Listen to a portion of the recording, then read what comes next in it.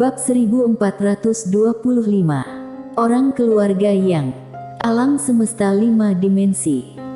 Di dalam aula pedang, Mileye duduk bersila di lantai, di hadapannya ada Nacharu.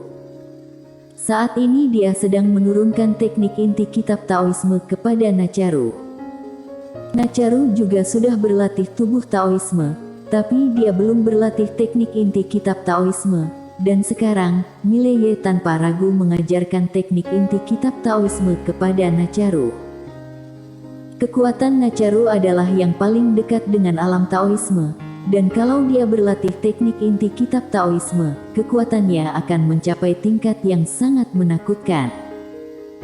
Untuk saat ini, Mileye mungkin tidak sebaiknya. Bagaimanapun dia berasal dari klan naga, memiliki keunggulan yang tidak dimiliki orang lain. Beberapa saat kemudian, Nacharu berdiri, dia melihat Mileye sekilas, terima kasih. Selesai mengatakan itu, dia kembali ke dalam menara penjara alam. Setelah Mileye terdiam sejenak, dia berdiri dan meninggalkan aula. Saat ini, suara Adelina Ye terdengar di kepalanya, apa rencanamu selanjutnya? Mileye tersenyum dan berkata, ada rencana apa lagi? Hanya bisa bertindak sesuai situasi. Adelina Ye berkata dengan serius, harus membuat ingatan Saphira pulih. Mileye tersenyum masam, aku juga mau, tapi kamu juga tahu keadaan Saphira, kapan ingatannya akan pulih, dia sendiri pun tidak tahu.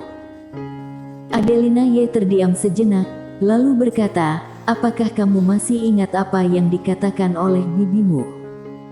Mileye bertanya, perkataan apa? Adelina Ye berkata dengan suara berat, dia bilang dia tidak bisa campur tangan dalam masalah Saphira, yang berarti, ingatannya Saphira mungkin sengaja tidak mau dipulihkan. Mileye mengerutkan kening, sengaja. Adelina Ye berkata, itu hanya tebakanku. Namun kenapa dia bisa kehilangan ingatannya? Karena alam semesta 5 dimensi. Tapi kini alam semesta 5 dimensi telah pulih. Mileye diam. Sebenarnya, dia juga bingung kenapa Saphira kehilangan ingatannya. Apakah dia tidak ingin mengingat hal-hal yang terjadi sebelumnya? Harusnya tidak seperti itu. Pada saat ini, seorang pria parubaya muncul di hadapan Mileye, kurang lebih 10 meter jauhnya. Ketika pria parubaya itu muncul, Mizun langsung muncul di belakang Mileye. Mileye melihat ke pria parubaya itu, dari dunia Sahaloka. Pria parubaya itu tersenyum dan berkata, Tetua Utama Sekte Sinta, Benny Lee.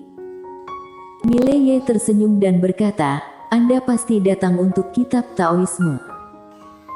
Benny Lee mengangguk, Tuan Muda Ye, sebelum aku datang, Dark Abyss sudah pernah mencariku. Mereka ingin bekerja sama dengan Sekte Sinta, tapi aku tidak segera menjawabnya.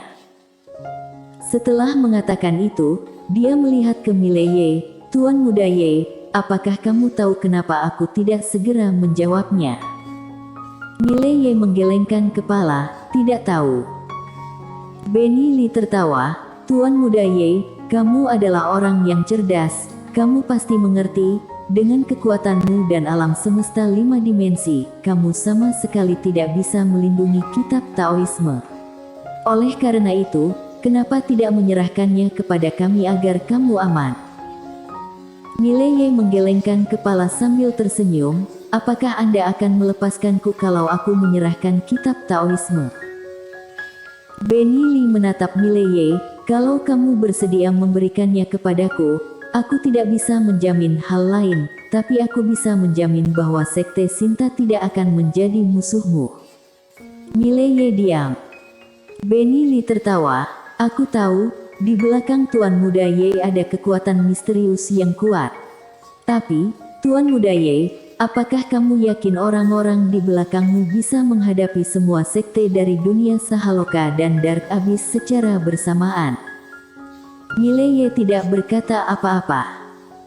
Benny Lee menggelengkan kepalanya sambil tersenyum, mungkin Tuan Muda Ye belum memahami dunia Sahaloka. Aku hanya bisa memberitahumu bahwa beberapa kekuatan top dunia Sahaloka, bahkan hanya satu saja, dapat dengan mudah menghancurkan seluruh alam semesta 5 dimensi. Mileye berpikir sejenak, lalu berkata, "Yang senior katakan benar. Kitab Taoisme di tanganku ini adalah penyebab bencana. Tapi, menyerahkannya begitu saja, aku benar-benar tidak rela." Benny Lee tertawa, "Wajar kamu tidak rela, akan tetapi meskipun itu adalah benda bagus, nyawa lebih penting, bukan?" Mileye berkata sambil tersenyum, "Senior, kalau aku memberikan 6 gulung kitab Taoisme kepadamu, keuntungan apa yang akan aku dapatkan?" Benny Lee menatap Mileye, "Kamu masih mengharapkan keuntungan?" Mileye tersenyum dan berkata, "Kalau tidak ada keuntungan, aku bisa memberikannya kepada siapapun, tidak harus memberikannya kepada senior, bukan?" Benny Lee menunjuk Mileye dan berkata sambil tersenyum, "Serakah? Tidak, kamu ingin menggunakan kitab Taoisme untuk menunda waktu dan mendapatkan waktu untukmu sendiri. Tuan Muda Ye, apakah kamu benar-benar berpikir bahwa kamu dapat bergerak di antara beberapa kekuatan kami? Kamu terlalu menganggap remeh kami. Kami tidak akan memberimu kesempatan itu. 5 hari, dalam 5 hari kalau kamu tidak memberikan kitab Taoisme, kami akan membuatmu dan seluruh alam semesta 5 dimensi hilang dari dunia ini. Tentu saja, Tuan Muda Ye juga bisa segera mengirim pasukan penyelamat, kalau terlalu lama maka akan terlambat." Setelah mengatakan itu, dia berbalik dan pergi. Setelah berjalan beberapa langkah, dia tiba-tiba berhenti, lalu berbalik untuk menatap Mileye. "Dengar-dengar wanita bergaun polos di belakangmu sangat kuat." Mileye menatap Benny Lee, lalu Benny Lee berkata sambil tersenyum, "Kalau kamu menempatkan harapan padanya, aku beritahu kamu, di masa depan kamu akan menyadari betapa bodohnya pemikiran itu." Setelah mengatakan itu, ia berbalik dan menghilang di ujung langit. Setelah Benny Lee menghilang, Jeslie muncul di depan Mileye. Jeslie menatap Mileye, "Jangan dipedulikan, dunia Sahaloka adalah tempat asal seni bela diri kitab Taoisme. Orang-orang di sana melihat orang di luar alam semesta seperti orang kota melihat orang desa." Mileye tersenyum dan berkata, "Aku sama sekali tidak peduli. Bahkan aku merasa sedikit senang." Jeslie melirik Mileye sekilas, dia langsung mengerti. Semakin dunia Sahaloka meremehkan Mileye, maka Mileye semakin senang. Jeslie berkata dengan serius, "Apa rencanamu selanjutnya?" "Sejauh yang aku ketahui, para master sekte Sinta sudah dalam perjalanan, orang yang datang tidak sedikit. Selain itu, Sekte Xuanji juga sedang membangun formasi teleportasi khusus ke alam semesta 5 dimensi." Setelah mengatakan itu, dia melihat ke Mileye. Awalnya, Sekte Xuanji tidak mungkin membangun formasi teleportasi yang dapat mencapai alam semesta 5 dimensi. Karena dari dunia Sahaloka datang ke sini sangat sulit, bahkan Master Alam Guyi pun tidak bisa dengan mudah datang ke dunia ini. Namun, karena kitab Taoisme, kekuatan-kekuatan besar dunia Sahaloka menjadi sangat kompak. Tujuannya bukan hanya kitab Taoisme, tapi juga alam semesta ini. Mileye menghela napas, "Sumber daya." Jeslie mengangguk, "Agar bisa berkembang, harus memiliki sumber daya. Dan alam semesta ini adalah target yang bagus bagi dunia Sahaloka. Ditambah dengan kitab Taoisme, kekuatan-kekuatan besar dari dunia Sahaloka bergabung untuk membantu Sekte Xuanji membangun formasi teleportasi. Tujuan dunia Sahaloka bukan hanya kitab Taoisme." Ekspresi Mileye tetap tenang, dia tidak mengatakan apa-apa, entah apa yang dia pikirkan. Jeslie melihat ke arah Mileye, "Keadaan sekarang adalah, meskipun kamu menyerahkan kitab Taoisme, dunia Sahaloka dan Dark Abyss juga tidak akan melepaskanmu.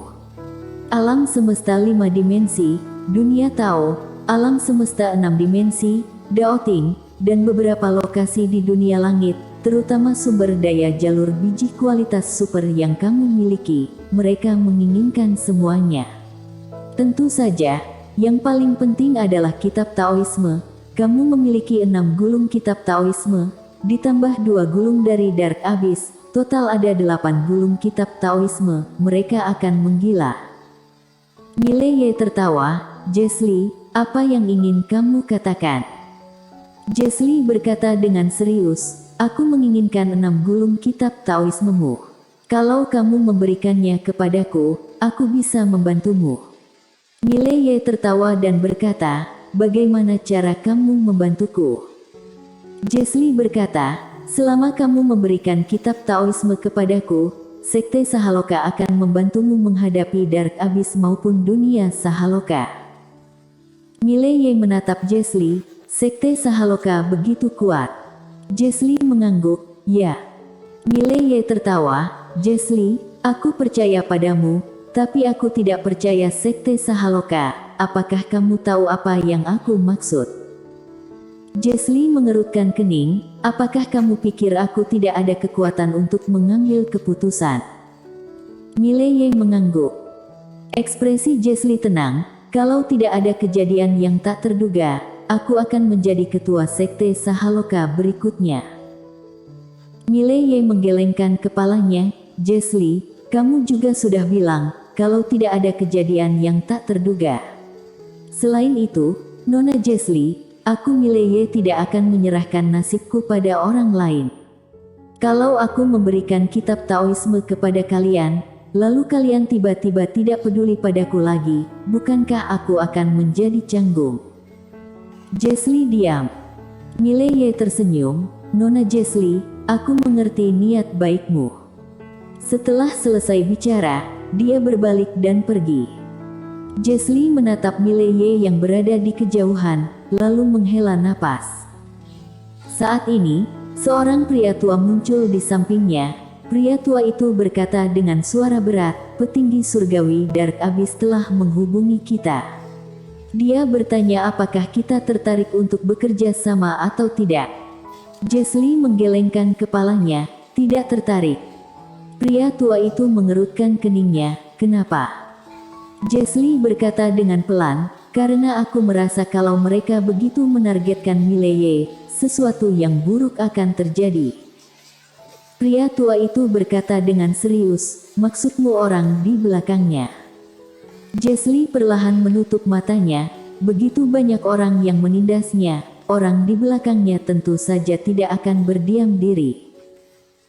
Pria tua itu berpikir sejenak, lalu berkata, kali ini bekerja sama dengan Dark Abyss, yang sudah tahu adalah Sekte Suanji, Klan Xiao, dan Akademi Gaidao. Tujuan mereka yang sebenarnya bukan hanya Mileye, tapi orang-orang di belakangnya juga.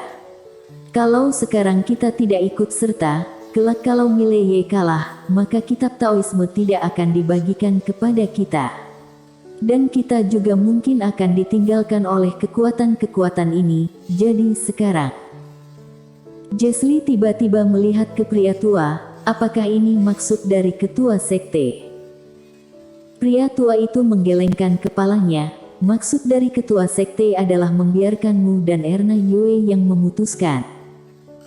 Jesli berkata dengan serius, berapa lama lagi guru akan tiba? Pria tua itu berkata, tidak tahu. Jesli melihat ke pria tua itu, lalu pria tua itu berkata dengan suara berat, Erna Yue sudah tidak menghubungiku lagi. Mungkin dia sudah tiba ke alam semesta 5 dimensi. Jesli diam. Pria tua berkata lagi, ada satu hal lagi, dengan dukungan beberapa kekuatan besar, formasi teleportasi sudah hampir selesai. Setelah selesai dibangun, banyak supermaster akan datang ke alam semesta 5 dimensi.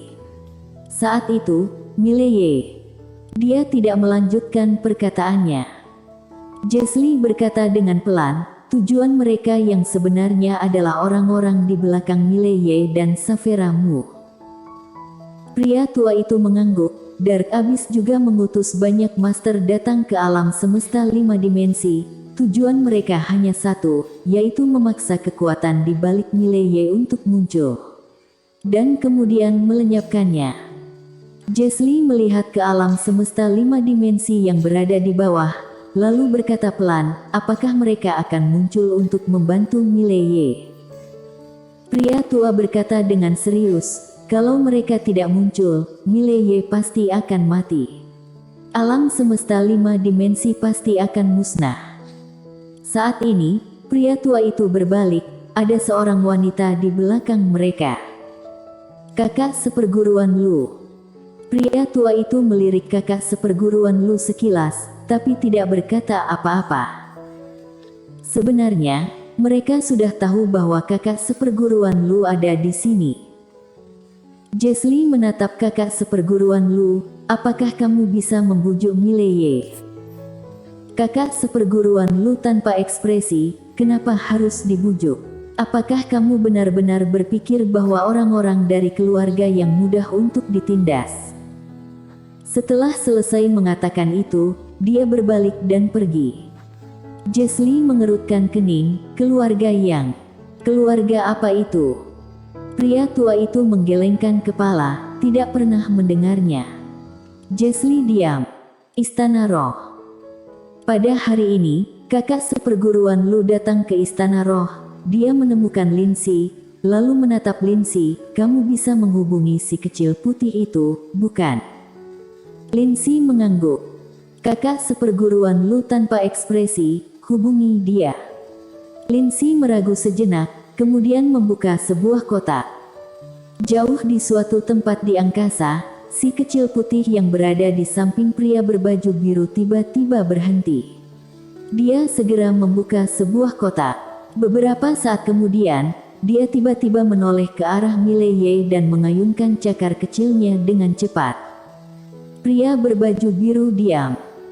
Di sampingnya, seorang wanita bersenjata menatap pria berbaju biru, kamu tidak peduli, aku akan kembali. Pria berbaju biru menggelengkan kepalanya, sudah tidak keburu lagi. Kita terlalu jauh darinya, kecuali kalau kita menghancurkan langit. Bahkan jika kita menghancurkan langit, itu juga membutuhkan waktu 1 bulan. Wanita bersenjata menaikkan alisnya, lalu harus bagaimana? Pria berbaju biru menarik tangan wanita bersenjata, dan berkata dengan pelan, aku akan menghubungi beberapa orang. Setelah mengatakan itu, dia membentangkan telapak tangannya, tiba-tiba sebuah cahaya pedang melesat ke langit. Saat berikutnya cahaya pedang itu terbelah menjadi beberapa pedang Tao yang menghilang ke dalam ruang hampa. Di sebuah puncak gunung yang tak dikenal, seorang wanita duduk bersila di atas sebuah batu besar. Tiba-tiba dia membuka matanya, di langit di hadapannya, ruang hampa dibelah oleh sebuah energi pedang. Wanita itu merentangkan tangan kanannya, energi pedang itu jatuh ke tangannya. Saat melihat energi pedang itu, ekspresi wanita itu tampak senang, kamu akhirnya menghubungiku. Setelah mengatakan itu, dia mengerutkan kening, alam semesta 5 dimensi. Dark Abyss. Dulu aku seharusnya menghabisi semua sampah ini. Setelah mengatakan itu, dia tiba-tiba menghunus pedangnya dan menebas ke depan. Pada saat ini, ruang di depannya langsung terbelah. Dalam sekejap dia sendiri menjadi cahaya pedang dan lenyap ke ruang hampa yang gelap itu. Kemudian, sebuah cahaya pedang melintas di ruang hampa yang gelap itu. Di sisi lain, di tengah galaksi yang tidak dikenal, seorang wanita berjalan pelan di tengah galaksi yang berkelap-kelip. Langit di sekitar sangat indah dan misterius. Wanita ini berpakaian gaun putih, ada sebuah kendi anggur tergantung di pinggangnya. Pada saat ini, wanita itu tiba-tiba berhenti, tidak jauh di depannya, ada sebuah pintu hitam yang tergantung. Wanita itu berkata dengan pelan, penyebab bencana. Kakak, apakah orang lain yang memberikannya padamu, atau karena kamu sendiri? Aku akan menyelidikinya hingga jelas. Setelah mengatakan itu, dia berjalan menuju pintu hitam itu. Pada saat ini, Tiba-tiba sebuah energi pedang muncul tidak jauh dari belakangnya. Wanita itu berbalik, dia membentangkan telapak tangannya. Energi pedang itu jatuh ke telapak tangannya. Beberapa saat kemudian, raut wajah wanita itu tiba-tiba menjadi menakutkan. Bajingan, kalau terjadi sesuatu yang buruk padamu, aku akan bergabung dengan wanita itu untuk memukulmu hingga habis-habisan. Setelah selesai bicara, dia tiba-tiba mengeluarkan sebuah tinju. Boom! Begitu tinjunya diluncurkan, langit berbintang pun musnah, segala sesuatu lenyap. Saat berikutnya, sebuah cahaya putih muncul dari ruang hampa gelap gulita yang terbelah itu. Ini adalah sebuah angkasa yang tidak diketahui sebelumnya. Di tengah angkasa tersebut, ada tangga batu yang panjangnya hingga ratusan ribu meter. Tangga batu itu berdiri di tengah angkasa. Di ujung tangga tersebut ada sebuah gerbang batu besar. Di atas tangga batu itu, seorang kultivator pedang berpakaian serba putih berjalan dengan perlahan. Bersambung.